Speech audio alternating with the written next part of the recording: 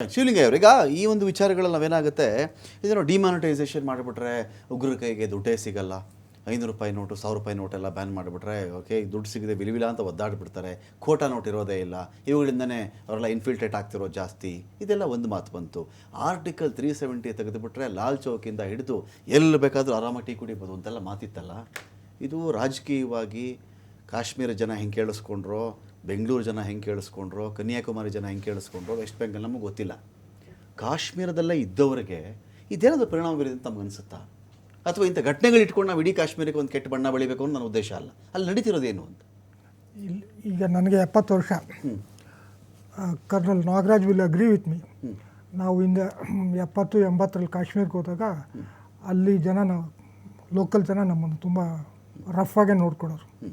ನೆನ್ನೆ ಇನ್ಸಿಡೆಂಟ್ ಆದಮೇಲೆ ನಾನು ಒಂದು ತುಂಬ ಐ ಆಮ್ ವೆರಿ ಪ್ರೌಡ್. ಈ ಘಟನೆ ಇದ್ದೇ ದುಃಖ ಆಗಿದೆ ನೋಡಿ. ಪುಲ್ವಾಮಾ ಅದು ಇಟ್ಸ್ ಸ್ಮಾಲ್ ಟೌನ್, ಬರೀ 6,000 ಜನ ಅಷ್ಟೇ ಜನಸಂಖ್ಯೆ ಇರುತ್ತೆ. ಆ ಕಂಪ್ಲೀಟ್ ಟೌನಲ್ಲಿ ಈ ಘಟನೆನ ಖಂಡಿಸಿ ಎಂಥದ್ದು ಕ್ಯಾಂಡಲ್ ಲೈಟ್ ಪ್ರೊಸೆಷನ್ ಮಾಡೋರು. It glad on my heart. ನನಗೆ ತುಂಬ ಸಂತೋಷ ಆಯ್ತು ಇದನ್ನು. ಆಮೇಲೆ ಕಾಶ್ಮೀರದಲ್ಲಿ ಎಲ್ಲ ಕಡೆ ಈ ಭಯೋತ್ಪಾದಕ ಘಟನೆನ ಖಂಡಿಸವ್ರೆ. ಇವತ್ತು ಕೂಡ ನಿನ್ನೆ ಘಟನೆಯಲ್ಲಿ ಬಂದ್ ಮಾಡಿದ್ದಾರೆ. ಪ್ರವಾಸಿಗರಿಗೆ ಹೋಟೆಲ್ಗಳಿಗೆ ತೊಂದರೆ ಆಗಬಾರ್ದು ಅಂತ ಹೋಟೆಲ್ ಓಪನ್ ಮಾಡಿಟ್ಟಿದ್ದಾರೆ. I will come back, just hold your gun.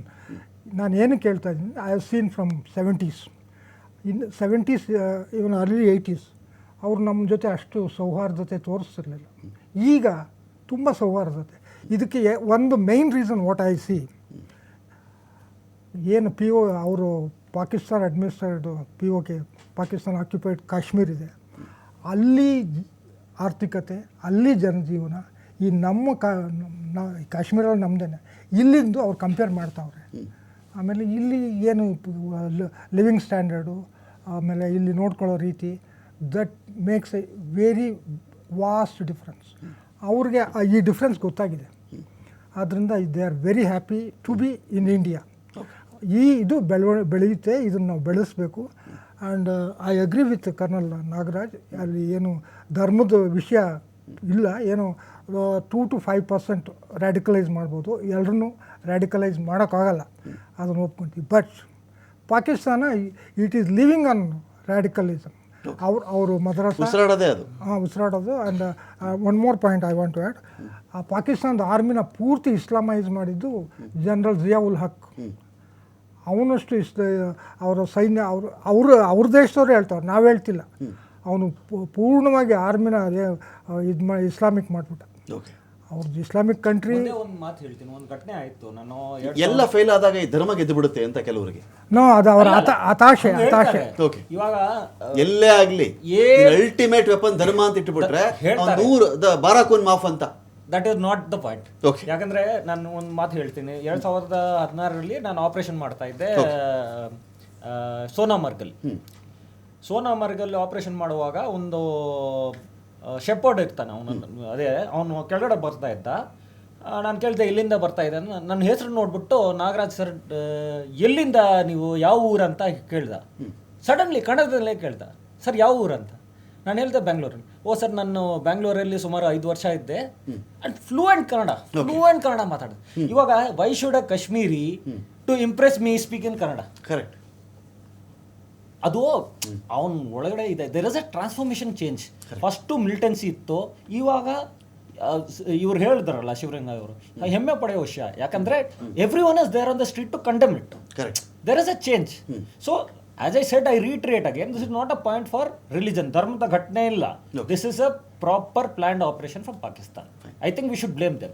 Thank you Nagaraj ಅವರೇ, ಥ್ಯಾಂಕ್ ಯು ಶಿವಲಿಂಗಯ್ಯ ಅವರೇ, ಥ್ಯಾಂಕ್ ಯು ನಟರಾಜ್ ಗೌಡ್ರೆ. ಇಂಥ ಒಂದು ಈ ಬಂದೂಕುಗಳಿಗೆ, ಇಂಥ ಬಂದೂಕಲ್ಲಿ ಮಾತನಾಡುವವರಿಗೆ ನಾವು ಬಂದೂಕಲ್ಲೇ ಉತ್ತರ ಕೊಡಬೇಕಾಗತ್ತೆ. ಸಾಮಾಜಿಕವಾಗಿ ಇವರನ್ನು ಹೇಗೆ ಹ್ಯಾಂಡಲ್ ಮಾಡಬೇಕು, ಆರ್ಥಿಕವಾಗಿ ಹೇಗೆ ಹ್ಯಾಂಡಲ್ ಮಾಡಬೇಕು, ಗಡಿ ವಿಚಾರಗಳಲ್ಲಿ ಹೇಗೆ ಹ್ಯಾಂಡಲ್ ಮಾಡಬೇಕು, ಜೊತೆಗೆ ಜಮ್ಮು ಕಾಶ್ಮೀರದಂಥ ಸ್ಥಳಕ್ಕೆ ಇವತ್ತಿಗೆ ತುರ್ತಾಗಿ ಅಗತ್ಯ ಇರತಕ್ಕಂಥದ್ದು ಇನ್ನೂ ಹೆಚ್ಚಿನ ಸೈನ್ಯ ಅಲ್ಲಿ ಇದನ್ನು ಡಿಪ್ಲಾಯ್ ಮಾಡೋ ಮೂಲಕವಾಗಿ ಮತ್ತೆ ಜಮ್ಮು ಕಾಶ್ಮೀರದ ಗತ ವೈಭವ, ನಾನು ಸ್ವಾತಂತ್ರ್ಯ ಮುಂಚೆ ವೈಭವ, ಅದಕ್ಕಿಂತ ಮುಂಚಿನ ವೈಭವಗಳ ಬಗ್ಗೆ ನಾವು ಮಾತಾಡೋದಾದರೆ ತುಂಬ ಅದ್ಭುತ ಪ್ಲೇಸ್ ರೀ. ನೋಡಿ, ನಿಮಗೆ ಸ್ವಾತಂತ್ರ್ಯ ನಂತರದ 10-20 ವರ್ಷಗಳಲ್ಲಿ ಅದರ ತನವನ್ನು ಅದಿನ್ನೂ ಬಿಟ್ಟು ಹೋಗಿರಲ್ಲ. ಅಲ್ಲಿ ಉಗ್ರಗಾಮಿ ಇದ್ನೋ, ಅದು ಪಾಕಿಸ್ತಾನಕ್ಕೆ ಸೇರಬೇಕಾಗಿತ್ತು ಅನ್ನೋ ಇಶ್ಯೂಗಳು, ಹರಿ ಸಿಂಗ್ ಮಾಡಿದಂಥ ಒಪ್ಪಂದಗಳು, ಅದೆಲ್ಲ ಇನ್ನೂ ಹಾಗೆ ಉಳ್ಕೊಂಡಿರುತ್ತೆ. ಆಫ್ ಲೇಟ್ ಒಂದು 70-75 ವರ್ಷಗಳು ದಾಟ್ತಾ ಹೆಚ್ಚು ಕಡಿಮೆ ನಿಮಗೆ ವೋಟ್ ಹಾಕೋ ಜನ್ರೇಷನ್ ಲೆಕ್ಕ ಹಾಕಿಬಿಟ್ರೆ 7-8 ಜನ್ರೇಷನ್ ಬಂದುಬಿಟ್ಟಿರುತ್ತೆ ಅಲ್ಲಿ. ಸೊ ಈ ಜನ್ರೇಷನ್ಗೆ ಕೆಲಸದ್ದು, ಜಾಗತೀಕರಣದ್ದು, ಅನಿವಾರ್ಯತೆಗಳು, ವಿದ್ಯೆ, ಇವುಗಳ ಮಹತ್ವ ಗೊತ್ತಾಗಿರಬೇಕು. 500 ರೂಪಾಯಿ ಕೊಟ್ಟರೆ ಸ್ಟೋನ್ ಪೆಲ್ಟಿಂಗ್ ಮಾಡೋ ಕಾಲ ಕೂಡ ಇತ್ತಲ್ಲಿ. 500 ರೂಪಾಯಿ ಕೊಡ್ತೀನಿ, ಹೋಗಿ ಕಲ್ಲೊಡಿ ನೀನು ಅಂತ ಹೇಳಿ ಬಹಳಷ್ಟು ಮಾಗಿದ್ದಾರೆ ಜನ. ಬಟ್ ಈಗ ಆ ಜನಗಳಿಂದ ಇಂಥ ಕ್ರಿಮಿಗಳನ್ನು ಬೇರ್ಪಡಿಸ್ತಕ್ಕಂಥ ಕೆಲಸ ಇನ್ನೆಂದಿಗಿಂತ ಹೆಚ್ಚಾಗಿ ಆಗಲಿ